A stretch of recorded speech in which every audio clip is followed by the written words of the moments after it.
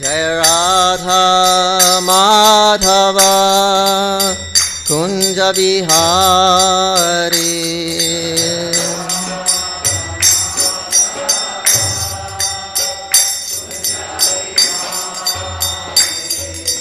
Gopi Jana Vallabha Girivaradhari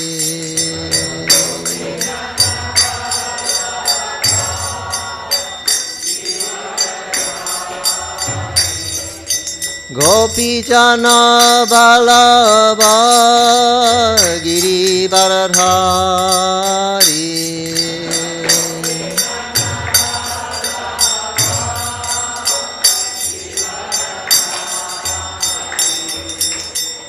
Jashoda Nandana Brajajana Ranjana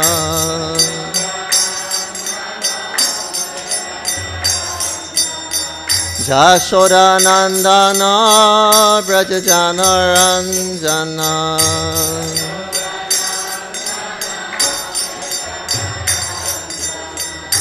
Jamuna Tira Vanachari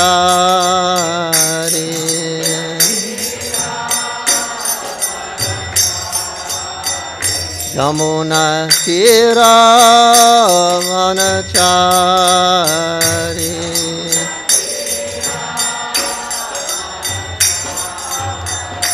Jaya Radha Madhava Kunja Bihari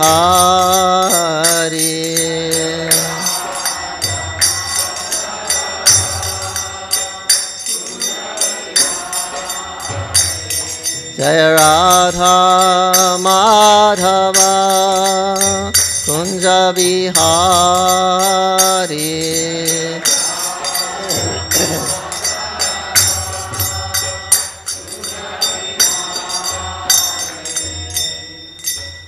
Radha Madhava Ju ki jai, Srimad Bhagavatam ki, Srila Prabhupada ki jai, Samveda Bhaktivinoda ki jai. Namo Vishnu Padaya Krishna Prastaya Bhutale, Srimati Bhaktivedanta Swami Nityanamani Namaste Saraswati Devi Gauravani Vicharini Nivasi Sundari Paschatya Deshatarini.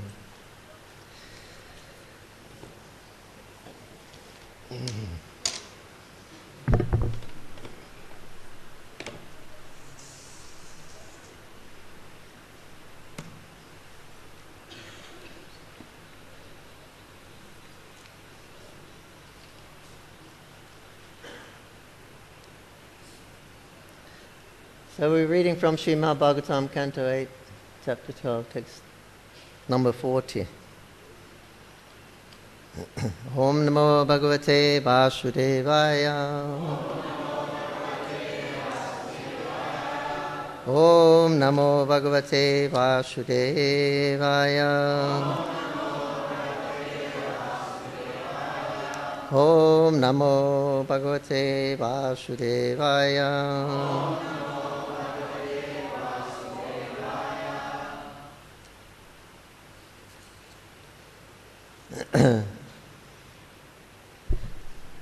Today is also the 100th anniversary of Srila Bhaktisiddhanta Saraswati Thakur's taking sannyas.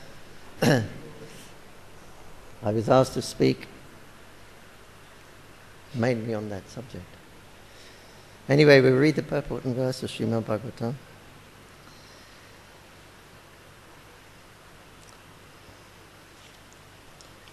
Canto 8, Chapter 12, text number 40.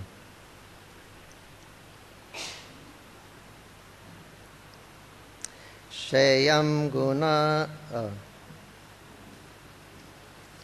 Sayam guna Mayi Maya Na Tvam Abhihavishyati Maya Sammeta Kalina Kala Rupina Bhagasha Shayam Guna Mayi Maya Natvam Hapi Bhavishyati Maya Sameta Kalina Kalarupena Bhagasha Sheyam Gunamayi Maya Na Tvamapi Bhavishyati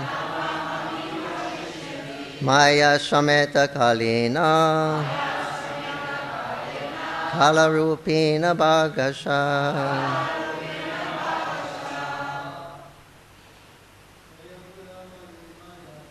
Shayam Gunamayi Maya Natvamapi Bhavishyati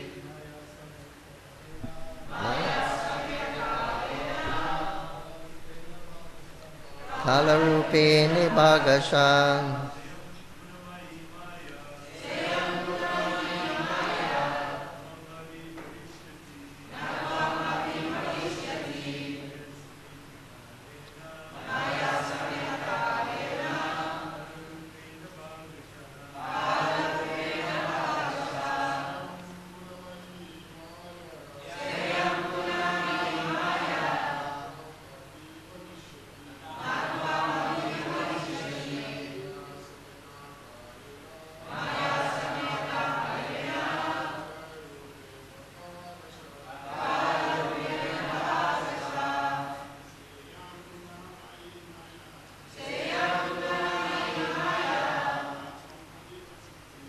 Natvamapi Bhavishyati Maya Sameta Kalina Kalarupeni Bhagasha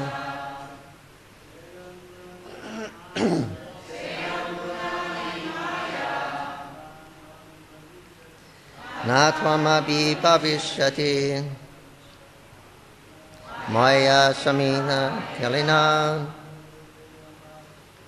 Kalarupena Bhagasha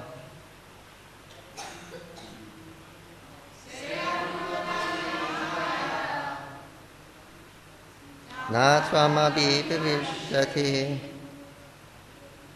Maya Sameta Kalina Kalarupena Bhagasha Sheyam Gunamayi Maya Natvamapi Bhavishyati Maya Sameta Kalena Kalarupena Bhagasha Sheyam Gunamayi Maya Natvamapi Bhavishyati Maya Sameta Kalena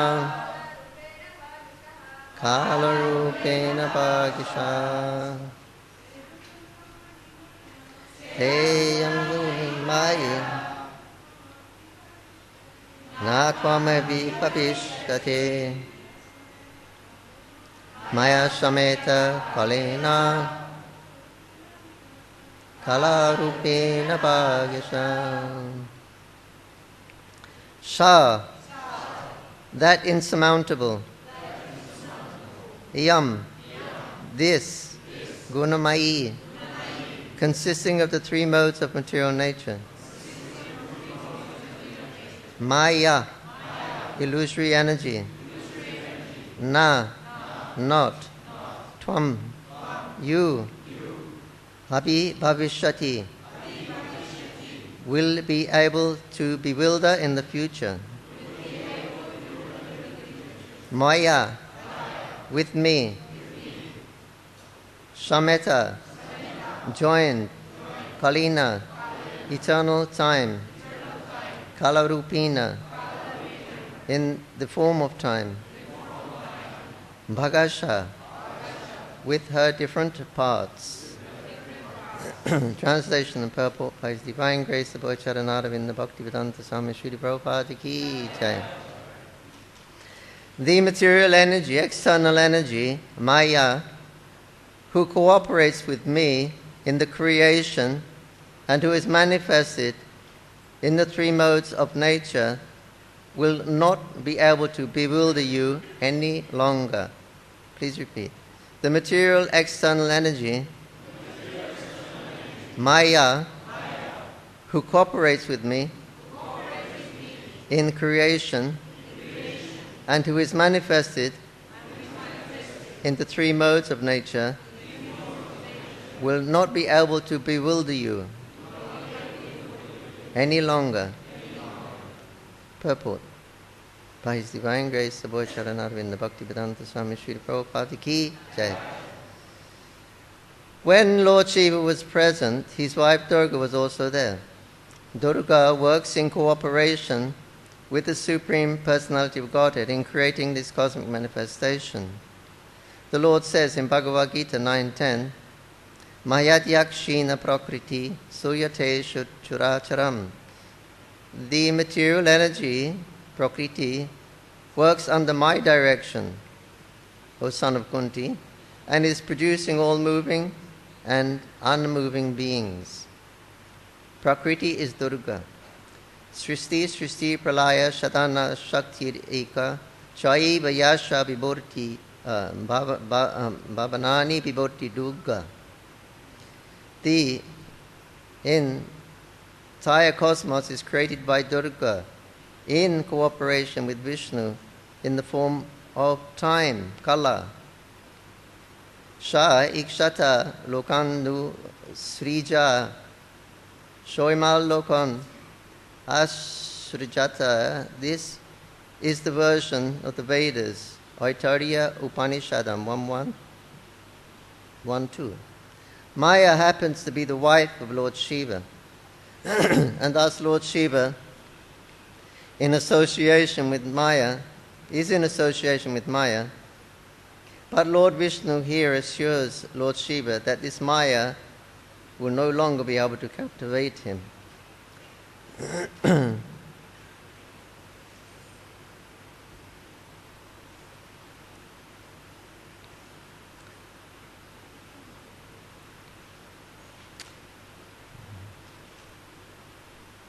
So,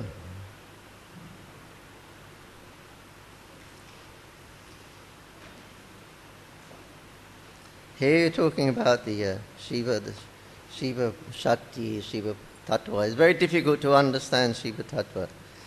And this is the reason, because is he Vishnu or is he not Vishnu? Is he a Jiva?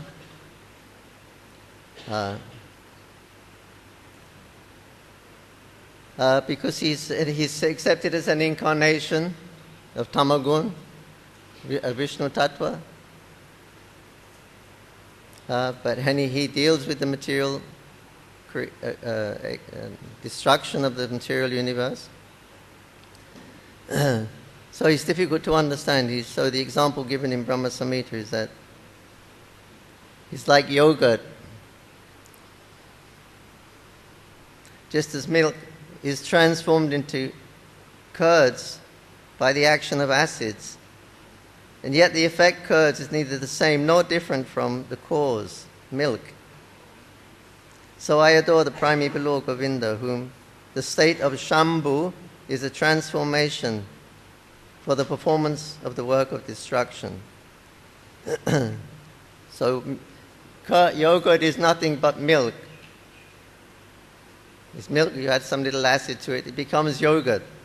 It's non-different, but then again it's not the same. You can't say it is milk.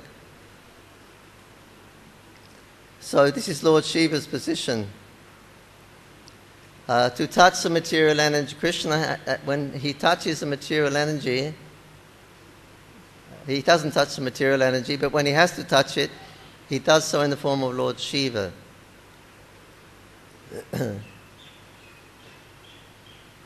It's like when Krishna in Bhagavad Gita says, all living entities, they take birth in this Prakriti, and I am the seed-giving father. So Krishna is speaking to Arjuna on the battlefield. I am the seed-giving father. But Krishna, he doesn't touch the material energy. So how he can be the seed-giving father? So when Krishna is saying that I am the seed-giving father, it means I am the seed-giving father in the form of Lord Shiva. So Godhead transforms himself into yogurt so he can touch the material world. because Krishna never touches directly. So when he has to touch, he does so in the form of Lord Shiva. So there's no difference between Shiva and Krishna. It's not a separate Godhead. But he's a servitor of Godhead.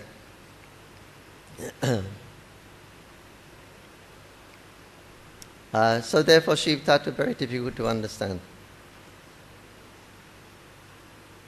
And so here is in the purport of this Brahma Samhita Sloka, said the real nature of Shambhu, the predominating deity of Mahesha Dharma, is described.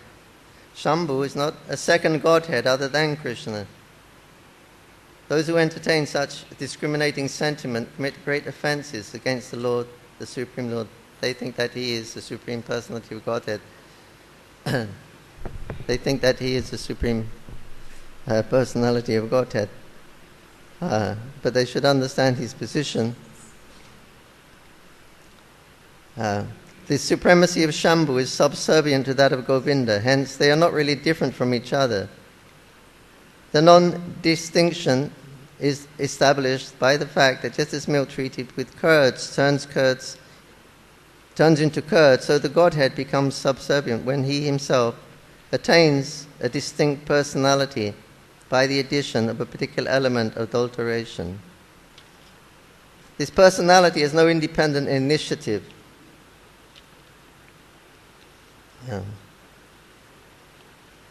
No independent initiative, so he's not acting as an independent Godhead.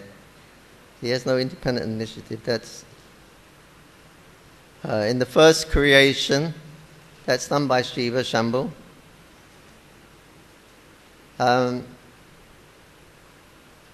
Along with Devi, the glance comes into the material energy, transforms into Shambhu. Shambhu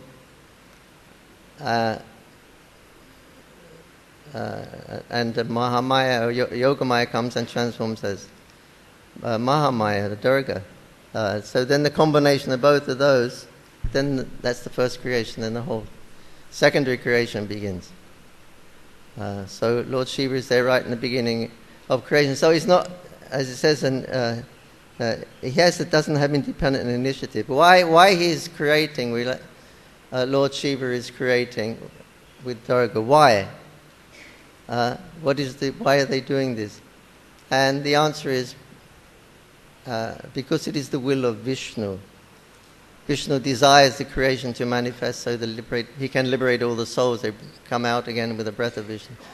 He desires that. So the Lord Shiva, he has no separate desires or a separate initiative than to serve the Lord's Govinda's desires. So this is his position. He's serving Govinda's desires. It's not his own. He doesn't have his own program. So in this way we can understand there are three creators in this world. People are asking who is it, and generally you would think there would only be one, but so there is Shiva, there is Parvati, like the mother and father, and then the will of Vishnu behind it. So then these three become the creators of this world.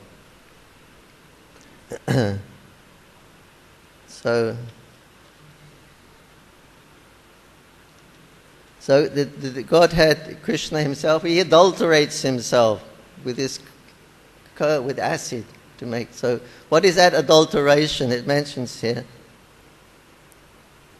The said adulterating principle is constituted of a combination of the stupefying quality of the deluding energy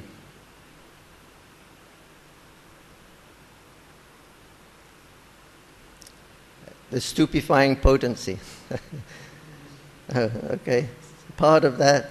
And in the non-plentitude of the marginal potency. We are marginal potency, and non-plentitude, we don't have enough knowledge. So many things we are lacking, right? The jiva. We cannot do as we like, we cannot. So non-plentitude, we're always in need of. So that is also part, and the third part is a slight degree of the ecstatic cognitive principle of the plenary spiritual potencies. There's also some transcendence there. That is a little bit of the Chit potency and the Hladini potency. Otherwise, how could get excited without that? A bit of pleasure potency is there. So the deluding potency, the non-plentitude potency, and a little bit of ecstatic potency.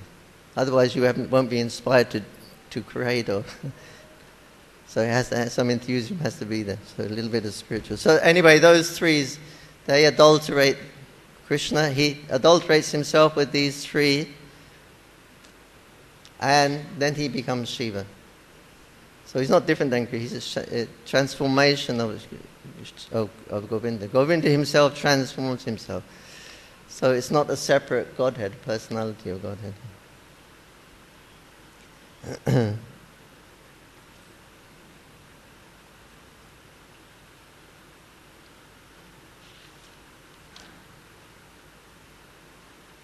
So in the same way that we've been talking about Mohini Murti,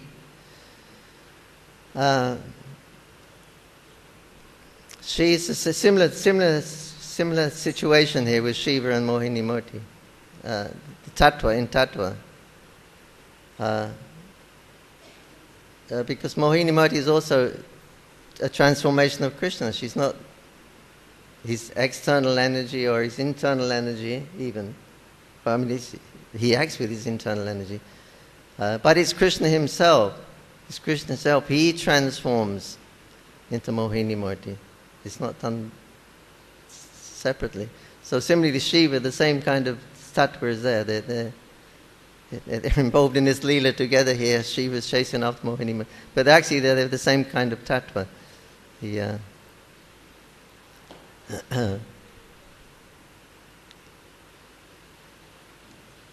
they're both transformations of Krishna. They are Krishna directly, but they're transformations of Krishna.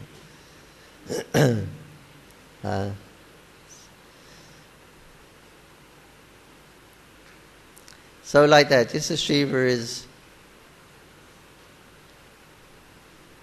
just like Shiva becomes, he's our Sambandha, Sanatana Goswami, he becomes our Shambhandracharya.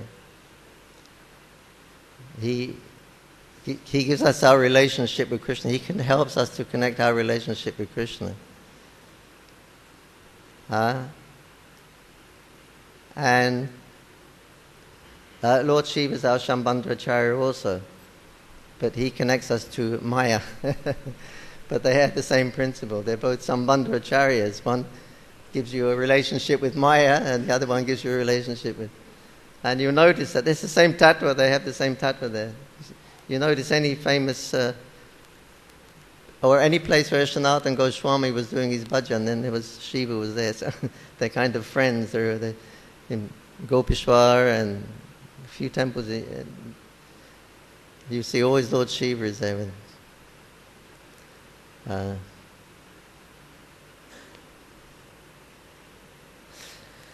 yeah, okay. So today is the celebrated as the day that Srila Bhaktisiddhanta Saraswati Thakur adopted the sannyas ashram.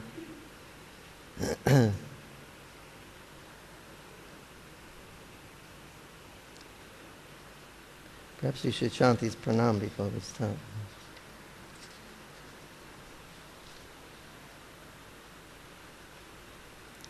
Nama Om Vishnu Padaya Krishna Prastaya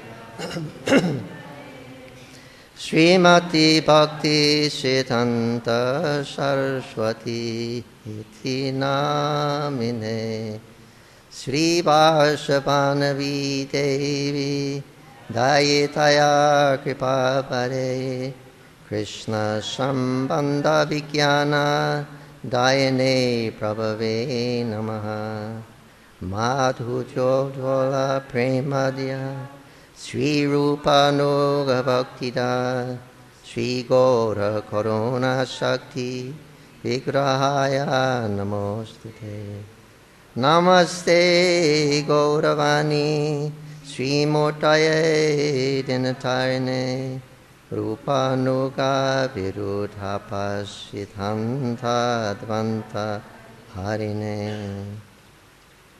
Okay, that's it. I offer my respectful obeisances to His Divine Grace, Srila Bhakti Siddhanta Saraswati, who is very dear to Lord Krishna, having taken shelter at his lotus feet. I offer my respectful obeisances to Sri Varshabhanavi Devi Dayatidasi, another name of Bhakti Siddhanta Saraswati Thakur, who is favored by Srimati Radharani, who is the ocean of transcendental mercy and the deliverer of the science of Krishna. I offer my respectful obeisances unto the personified energy of Sri Chaitanya Mahaprabhu's mercy, who delivered devotional service, which is enriched with the conjugal love of Radha and Krishna, coming exactly in the line of revelation of Srila Rupa Goswami. I offer my respectful obeisances unto you, who are the personified teachings of Lord Chaitanya. You are the deliverer of the fallen souls. You do not tolerate any statement which is against the teachings of devotional service, enunciated by Srila Rupa Goswami. So he would not tolerate any deviation from the parampara, from the Guru Parampara, especially from outlined in Rupa Goswami. And this was a big struggle. But Srila Bhakti Siddhanta Saraswati Thakur had a big struggle to establish the proper Siddhanta. And he had so many enemies, actually. Prabhupada said that when you become come to spiritual life, you get your enemies. But these were, because he was such an acharya and such an outspoken person, that he was threatening the livelihood of smarter brahmanas and things like that, who were making business on spiritual life and having temples and becoming gurus and disciples, and he was exposing all this. And so all those different upper Sampradaya, when he went to Bangladesh to preach, it was great. The Bangladeshis, they're such nice devotees, they love kirtan, but the problem was there were so many sahajiyas there, groups there in Bangladesh. Aos, Baos, Ati Bekar, all these different upper Sampradayas or non-bona fide devotees of sorts. And everybody, wherever he went, he was so powerfully speaking, they thought, we're going to lose our disciples and things like that. And so they would preach to their congregation, you don't go and hear this Bhakti Siddhanta Saraswati. He's breaking the traditions, he's not following anything like that. And so like that, this is what he had to deal with. So everywhere practically he went, he caused the fire. In Jagannath Puri, he was preaching so strongly. There was one, Ram Charan Das Babaji, he had a bogus mantra. And Bhaktivinoda Thakur and Bhaktisiddhanta also preached to him directly also. He said, what can I do? They are chanting the mantra now. He had nothing to say. He could not philosophically defend himself or anything. So anyway, Bhaktisiddhanta, he was preaching so ferociously, and this Ramcharan Das Babaji was very, very popular, and so it caused a great fire. Jagannath Puri was on fire. And Bhaktivinoda Thakur says, I think you better leave Puri, go Mayapur and develop Mayapur. You're upsetting, everyone's getting upset here. So like that everywhere. In Calcutta he made his headquarters, and there he had all kinds of opposition. Ramakrishna was very strong at that time. He was just coming in. There was intellectually, the Bengalis had intellectual group, Brahmos. It was called the Brahmos. It was the Khichri, a bit of Brahman and a bit of Christianity mixed up, because Calcutta was it was a British Raj then. They were very powerful, and so it was a kind of a little bit of hodgepodge Khichri mixed up.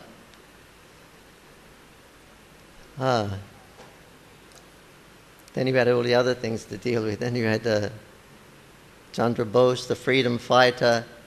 He came to Bhaktisiddhanta. He said, "What do you got all these men? Now is the hour of need. We need men to fight the war and get everyone out." So he was a very, very powerful personality. So Bhaktisiddhanta was so clever and expert. He didn't bother to debate with him or challenge. He said, "Look at my men. They're all skinny. But how can they fight? They're skinny. Let them just sit down and chant some Hare Krishna and eat some rice and dal." In this way, he kind of avoided him when he came to collect his men. Anyway, so many difficulties were there. So we see even the acharyas, the acharyas undergo more difficult than we do. We think we're having a bad time. But if we study the lives of the acharyas, and Prabhupada's struggle, Pandava's struggle, we don't even compare to it. But we think our problems are really, really, they're everything, it's a whole life.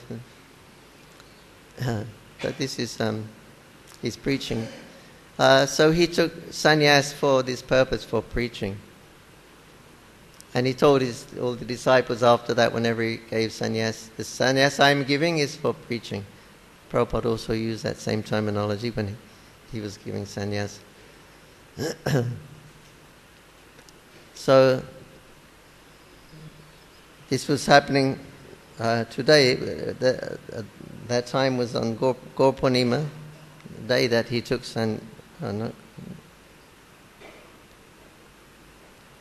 They're observing today, the Tithi is today.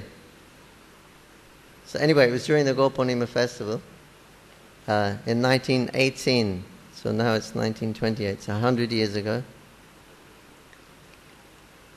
And then he took sannyas at Brajapatan. Brajapatan is, Chaitanya Mat, you have near Radhakund side, you have an exhibition there. Anyway, down by by the gate there, where you go in and out of the second gate, they had a temple there. No, it's not nothing there. But anyway, actually the whole area, they call it Brajapatan. Brajapatan means a village in Braja. So that's where Bhaktisiddhanta was doing his austerities there. He had a tin roof shed where he would sit and he had taken a vow to chant 1 billion names of Hare Krishna. And he was sitting under the tin shed. That was it. The tin shed had holes in it. In the rainy season, the rain would come. So he would just hold his umbrella up and continue his bhajan. So he was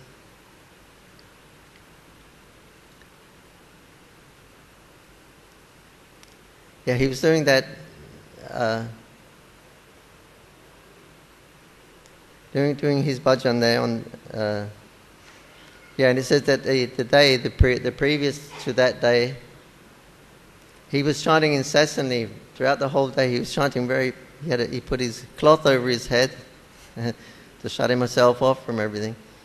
And he was Hare Krishna. The whole day he was very vigorously. And then the next day he took sannyas because he didn't find anyone he thought worthy that could give him sannyas. So he took a sannyas from a picture of his Guru Maharaj, Gokishore Das Babaji. He put a picture there. He's sat opposite with a tree danda. He got a tree danda. And then he actually took initiation from the picture of his Guru Maharaj, Srila Gokishore Das Babaji, who had already left his body. There's history in his life story how when he was in South India,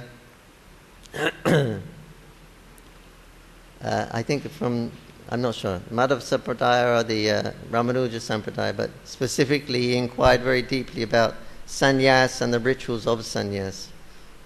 Probably the Madhava Sampradaya, because we're coming in the Madhava Sampradaya. So he inquired extensively about the rituals of taking sannyas. So he's taking sannyas according to the Madhava. So it's like bona fide. So his age at that time was 44 years. Quite young man. And then the same day he established the Chaitanya Mat with the deities of Gauranga Mahaprabhu and Radha Gandhava Giridhari. These were said to be his favorite deities. Lots of his deities actually were named Radha Gandhava Giridhari. But these ones at the Chaitanya Mat, they have kind of special pastime with him. Because when they were establishing the mat there at the Chaitanya Mat, so they wanted some deities, so they went to Jaipur. Jaipur is the place where they make the marble deities. So he went there to buy a deity, and then the shopkeeper came in. He said, "This is your deity here." So Srila Bhaktisiddhanta Saraswati Thakur Prabhupada said, "How do you know I want a deity? And how do you know that is my deity?" And he said, "Now last night I had a dream. And one Mahapurush, the deities, they said to him, 'Tomorrow one Mahapurusha is coming, and I want to accept his seva. Now by seeing you I can understand you are that same Mahapurusha. So you take the deity.' And he actually donated those deities of Radha Gandhava Giridhari. Very beautiful deities. Yeah, the Chaitanya Mat. No. Behind Yoga Srivas Sangam, then behind that is Balal Digi. There's Pritukund, that side.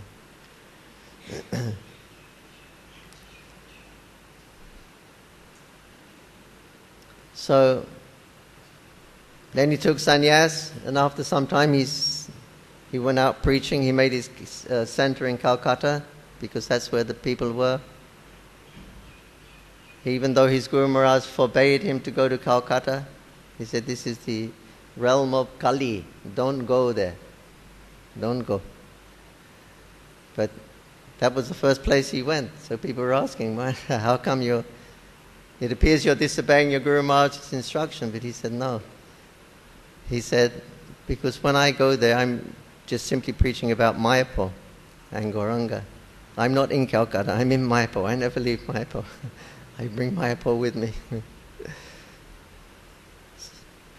So then he began his mission in Calcutta and started preaching extensively and traveling extensively with his disciples, training his disciples.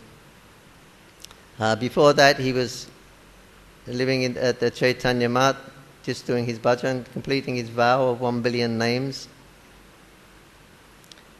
And so he was sitting in that area, Brajapatana, the village of Braja. And you've been there to that place. You see Radhakund is there, Shyamakund is there. And Govardhan Hill also. So I asked one of his godbrothers, Damodar Maharaj, he was a pujari there at the Jog Pit for many years. He was a young boy when he came. And I asked him, Maharaj, that how come you got the Shyamkund Radhakunda here?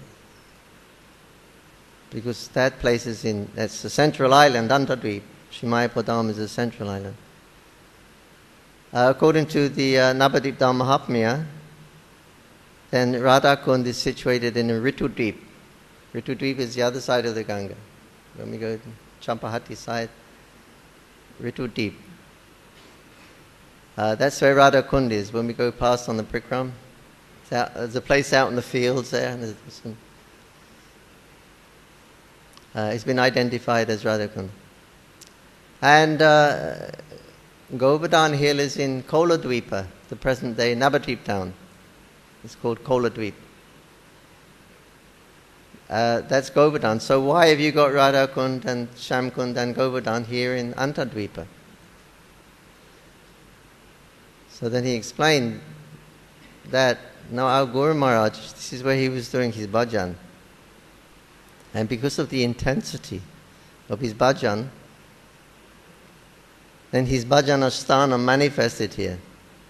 He said he has an eternal place of bhajan on the banks of Radha Kund. Eternal place where that's where his bhajan is. So that bhajana sthana manifested here in Sridham Mayapur and Brajvan on different but it manifests his bhajana sthan, where he was doing his bhajan, that became manifested here also. So simultaneously Radha Kund is there and here in Sridham Mayapur. Antadvip. And Govardhan. He said, we asked Guru Maharaj. Guru Maharaj asked, he told us that here is Shyamakund, here is Radhakund. You can see? They said, no, we cannot see. The disciples said, can we build the Shyamakund? Can we excavate the ponds and build a Govardhan hill? He said, yes. Okay, so when you go there now, you'll see those Radhakund. That was built under his sanction by the disciples. So that place is non different than Radhakund and Shyamakund and Govardhan.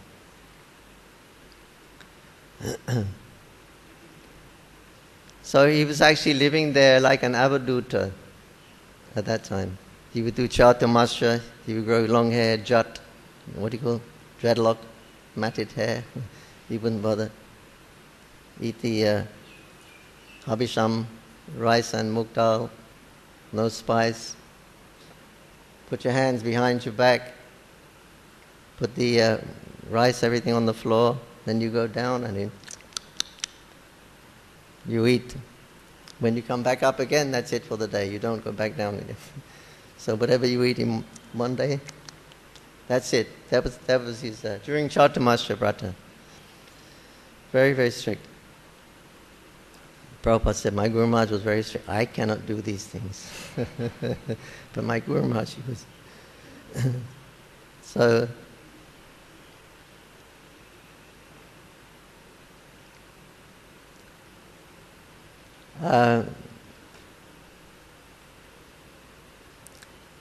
with this, we first had 9 bighas of land here, the first plot of land, 3 acres of land that Prabhupada acquired.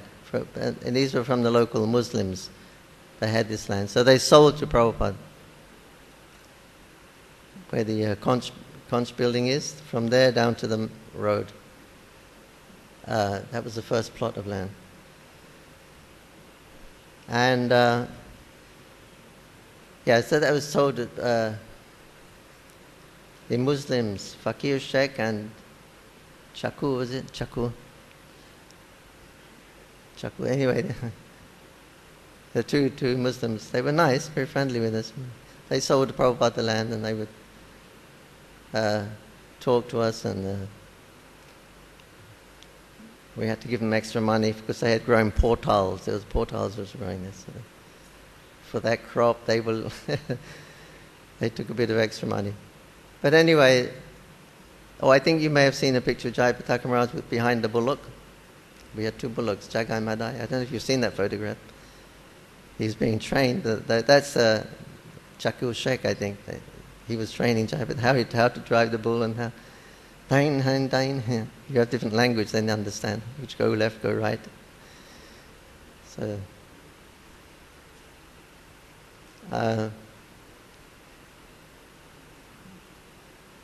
anyway, he was telling us, because he said when we were small boys, we saw Bhaktisiddhanta Saraswati Thakur, because they were from Mayapur village, and Bhaktisiddhanta was living there in Mayapur. And they were saying he was such a person,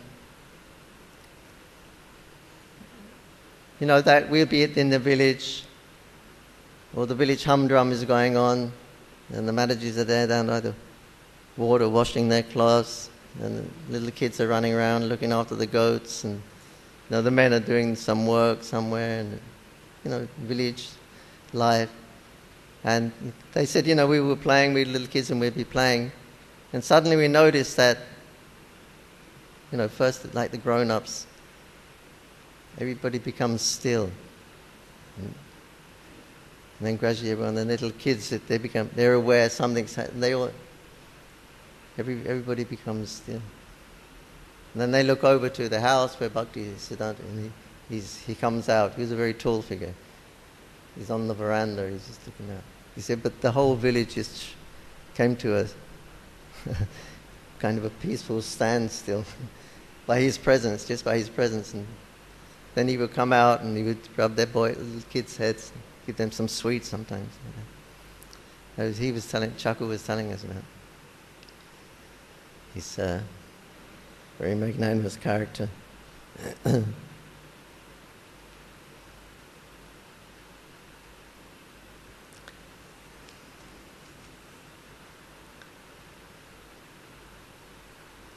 One of his first disciples there when he was living here was a son of a barrister I'm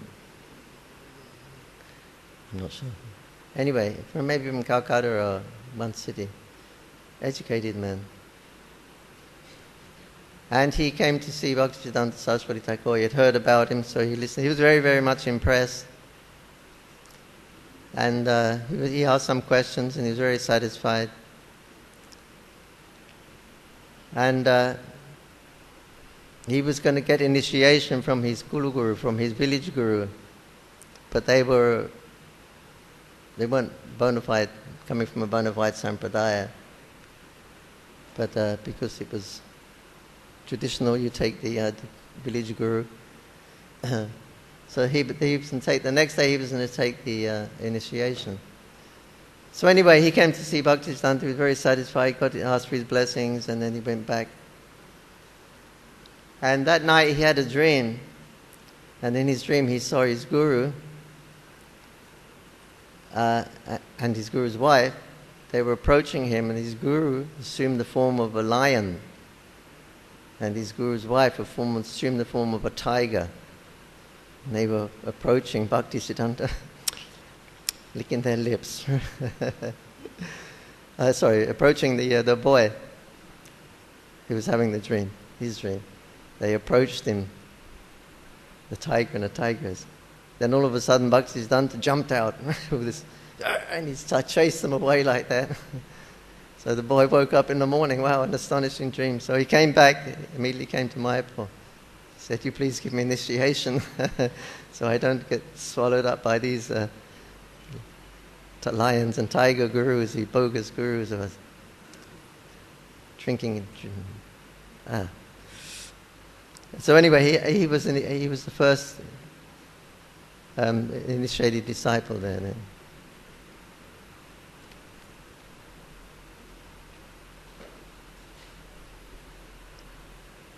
So he was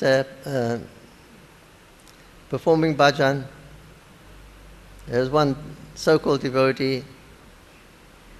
He went to see Bhaktisiddhanta Saraswati Thakur. Then he went to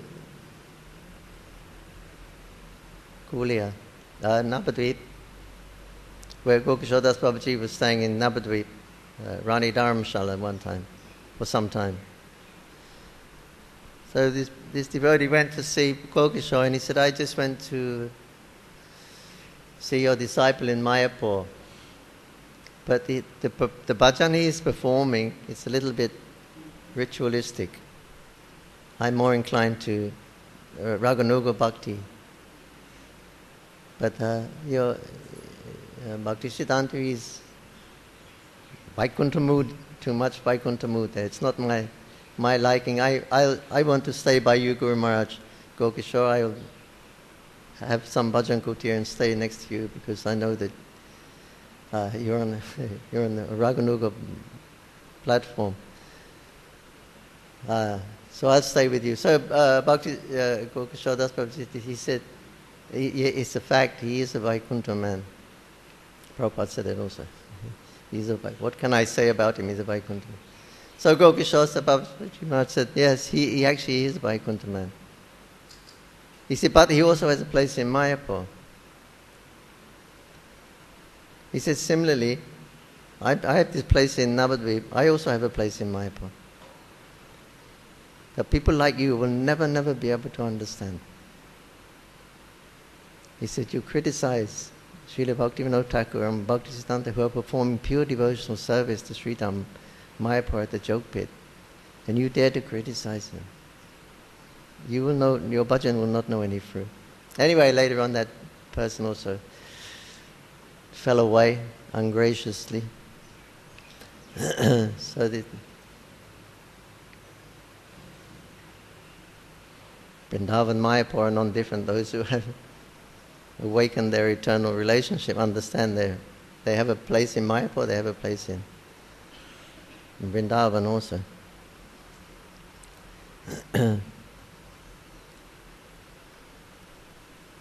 One time the Bhaktisiddhanta Saraswati, he left the mart. This was the middle of the night, midnight. He came coming down the road here.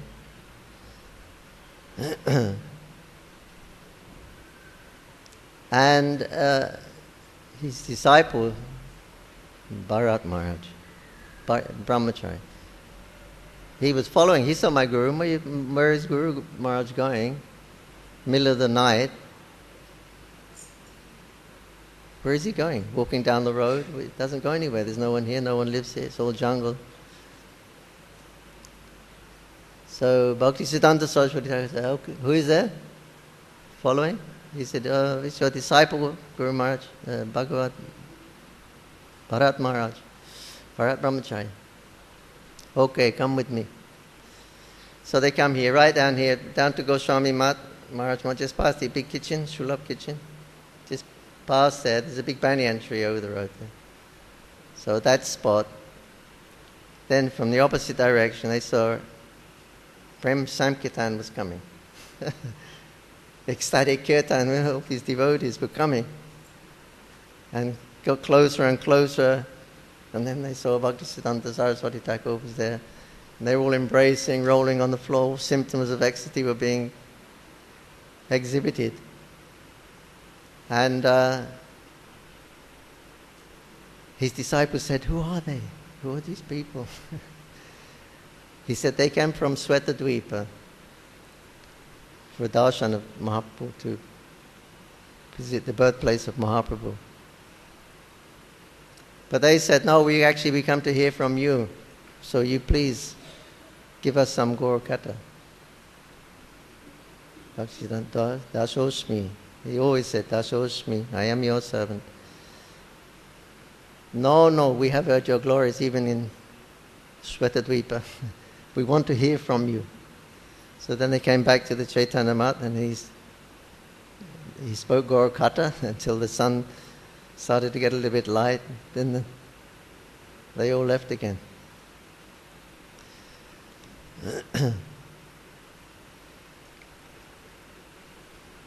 Another time he was walking on the road here, and so he stopped and he looked up and he said, how degraded this age of Kali Yuga. He said, even in Chandraloka, they are becoming so degraded. And Damodar Maharaj was there, his disciple. He said, then I understood the meaning of Jagat Guru. Jagat Guru. He knew what was going on in other planets. Prabhupada said, we have Jagat Guru, they say Jagat Guru, he never leaves the village. Prabhupada said, at least I'm traveling all around the world. But here, Bhaktisiddhanta, he was seeing what was going on in other planets. And a lot of his disciples had the opinion that when he left here, he went to Chandraloka for preaching. He said he gave that indication he was going to Chandraloka. Prabhupada was giving a lecture here in Mayapur also, and he was talking about Nitya Leela. And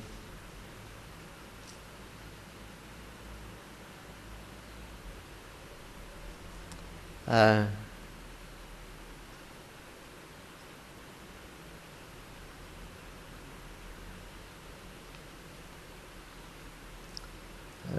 what was I talking about? Chandraloka, yeah. That's right. That's right. So Prabhupada, he's talking about Nitya Leela. He said this. So he gave an example. He said this example is given by Chaitanya Mahaprabhu also. But just as the sun rises at 6 o'clock in the morning in the east, then midday it's overhead, and then 6 o'clock it's on the western horizon. It's changed. But for someone else, somewhere else in the world, they will see they're going to see the sun is at 4 o'clock, 5 o'clock, 6 o'clock. Wherever you are in the world, you look up, you see someone's looking up, the sun is overhead. Right now the sun is overhead. It's 12 o'clock, midday. For someone else right now, the sun is setting in the west. For someone else right now, the sun is rising in the east. He said it's a material example, but this is Nitya Leela. It's constantly going on, appearing somewhere. He said, so my Guru Maharaj, like that, he said he came into this world with a mission to preach Krishna consciousness. And when that was accomplished, he went to another place to do exactly the same thing. He said, this is called Nitya Leela. And Bhaktisiddhanta. Nitya Leela. So this, we had a flood in 1971. The water was coming up. Only 2 devotees were here. I think Chutananda Maharaj and 1 or 2. And they were living up in the rafters of the Bhajan Kutir. That was the only building there, so they were living in. The water was coming up, so they put some chet bamboo up there on the rafters and the ceiling. They had a wok and some kerosene stove and some. I think they were making chapatis or something, or puris, sitting up there. Anyway, they couldn't stay there long because it was. But when the water was coming up, Bhaktisiddhanta's road, there was a barrage. It formed a barrage, what do you call it? Dike, bond. So the water didn't come. It was coming up and up and up, and it didn't come over the road into the. So Chutananda wrote a letter to Prabhupada, and he said that. He said this road of Bhaktisiddhanta, it has saved our. It has saved us and our property. And Prabhupada wrote back, he said, yes, the path of Bhaktisiddhanta is saving millions and millions of people. This path was actually constructed by under the direction of Bhaktisiddhanta Saraswati Thakur. This is called Bhaktisiddhanta Saraswati Marg. That's the official name of the road. So he invited Sir John Anderson. Sir John Anderson was the governor of West Bengal, a big position. He was a British Raj. So he invited him to come to Mayapur, which is jungle. So he agreed to come. And so then Bhaktisiddhanta said to the Antara-Pradhan, the local leaders, you have to build a road for him. It's the British Raj. He's representing the king. You've got to have a road. So they rallied everybody up and they built this road there, out of mud, but it was a raised road all the way to the. I think they did it in 1 or 2 days. So he got a road out of it. That was his preaching. He used everything for preaching. So.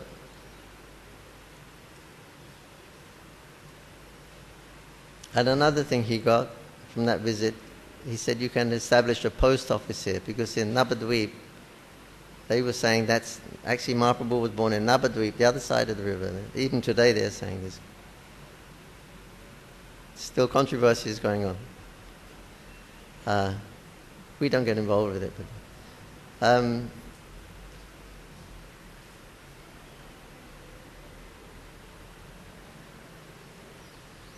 Oh yeah, so he got him to establish a post, the British Raj to establish a post office here. Mayapur sub-post office by the Jogpit.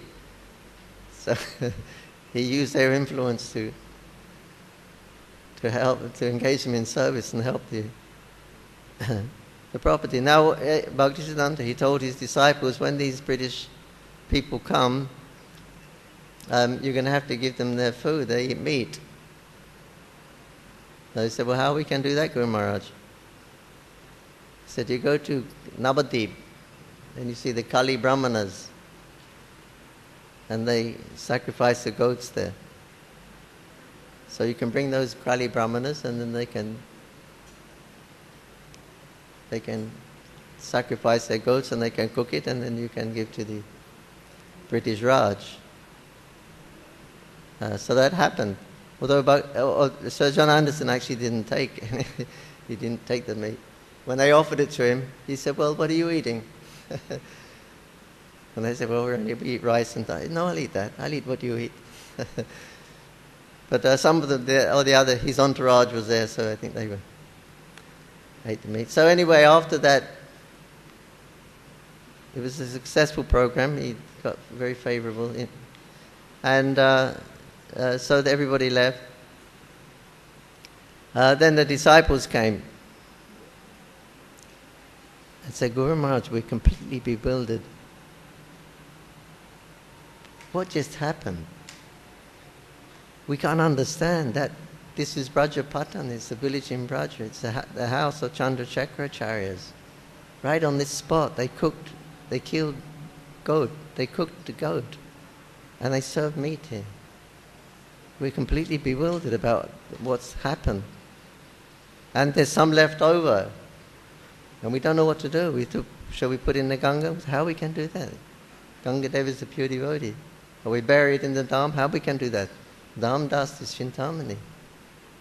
Guru Maharaj, you please explain, we're bewildered. And so Bhaktisiddhanta Saraswati Thakur said, I also used to think like that 100 births ago. But when I started this mission, I promised Lord Chaitanya, there's nothing I will stop at to push this movement on. Whatever it takes to push this, I will not hesitate to do for the pleasure of Mahaprabhu.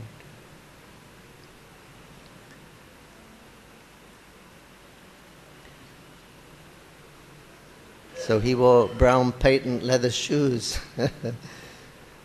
Leather shoes, but to show the British Raj when he was holding, he would wear brown patent leather shoes. He had a Jaguar car, fancy car. He used it for going preaching. Sometimes he would walk back. He said, we use the car for going, if we use it coming back, it may be sense gratification. So they went in the car and did their preaching and then came back walking.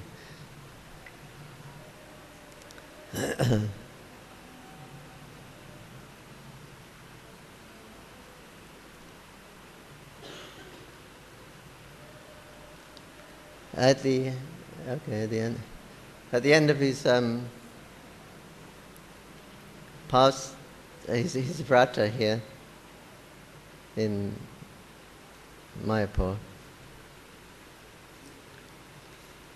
he just completed that 1 billion names. It took him 9 years, over 9 years. Then at that time, he writes in his biography that Gauranga Mahaprabhu, he was at the Jogpit, and Gauranga Mahaprabhu was coming from the eastern direction with all of his devotees. The Panchatattva were there, Bhaktivinoda Thakur were there, Goswamis were there, Gokishore Das was there. They'd already left their bodies, but they all came in this Prema Samkirtan from the eastern side, he describes. And then they instructed him, now you should give up your austerities. Now you go out and preach. You don't worry for anything. Whenever you need money, we are here. We have unlimited resources. Whenever you need manpower, we are behind you. We have unlimited resources. As you need, we will supply. You don't worry about that. You just go out and preach fearlessly. That's all. You have us all behind you, the whole parampara. And he used to use this a lot in his preaching. He used to inspire his disciples. He frequently used to use this example. And just like Tribikram, Lord Vamanadev, he's only this big, 5 years old. He sticks his foot through the universe, sticks his toe through the universe. If a 5-year-old boy can do that, what can he not do? So you don't worry for anything. Look who's behind you. He is Krishna. Our parampara is coming from Krishna. If the boy can stick his toe through the universe, why you should worry for anything? He is behind you. The whole parampara is there. Krishna is there. So you would inspire his disciples like that. Good instruction for ISKCON preachers. You don't worry for anything. Money will come as you need. You simply concentrate on preaching. And we saw how effective that was. It still is. It still is. People just absorb themselves in preaching and everything comes. Bhavananda said, Prabhupada, we're sitting in these rice fields here and you're asking us to build a huge temple in a city. Where will all the money come from? Prabhupada started laughing. He said, our Bhavananda, he said, he's always thinking, where will money come from? He said, here you have Madhava. Madhava means the husband of the goddess of fortune. So just so Madhava nicely, you won't worry for anything, everything. So he's saying it's happening. From that straw house to city, developing city. Okay. Bhaktisiddhanta Saraswati Thakur Prabhupada ki jai. 100th anniversary, sannyas anniversary ki jai. Shri Prabhupada ki jai. Shambheda Bhaktivinoda ki jai. Nitai Go Premanandi. Hare Krishna. Thank you.